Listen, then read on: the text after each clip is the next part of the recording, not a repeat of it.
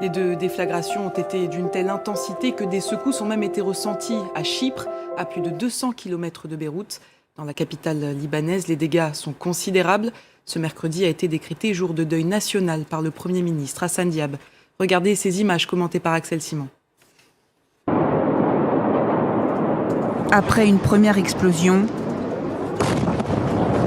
une deuxième déflagration d'une rare puissance. Deux explosions qui surviennent à quelques minutes d'intervalle dans le secteur du port de Beyrouth, au nord de la capitale libanaise. Aux abords du quartier du port règne désormais le chaos et la désolation. Toute la zone ressemble à un champ de ruines. Les dégâts s'étendent jusqu'à des kilomètres à la ronde. Les nombreux blessés cherchent à rejoindre les hôpitaux de la ville. Les habitants se sont fait surprendre par la violence de l'explosion. Ma voiture était là-bas. Elle s'est retournée sous le choc. Le sang, c'est à cause des vitres. Elles m'ont blessé. J'étais en train de rentrer chez moi et j'ai entendu l'explosion. Et après, voilà ce qui est arrivé. Je me suis retrouvé blessé comme ça. Je n'ai rien compris de plus. Au milieu de la nuit, le Premier ministre a indiqué que 2750 tonnes de nitrate d'ammonium étaient à l'origine des explosions meurtrières.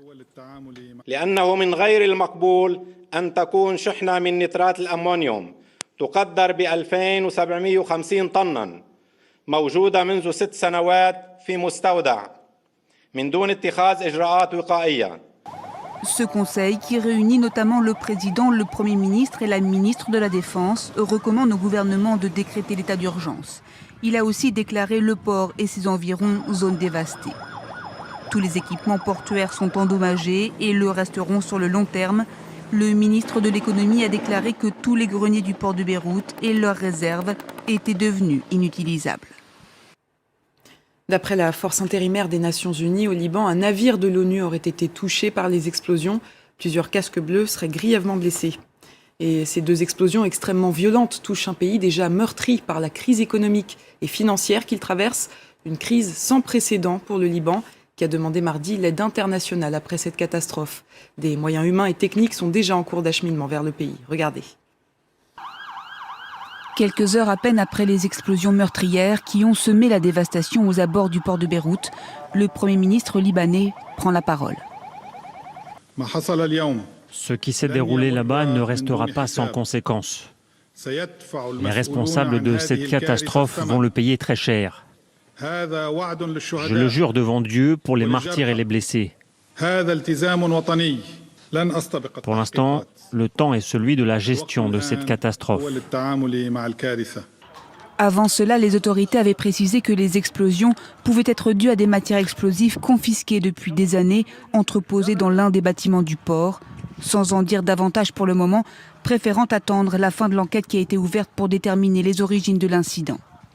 À l'international, la France a été l'un des premiers pays à exprimer sa solidarité avec les Libanais et à apporter son soutien. D'abord par la voix du ministre des Affaires étrangères, Jean-Yves Le Drian, puis par celle d'Emmanuel Macron, qui a déclaré que la France se tenait aux côtés du Liban, annonçant l'acheminement en cours de secours et de moyens à Beyrouth. Même tonalité outre-Manche.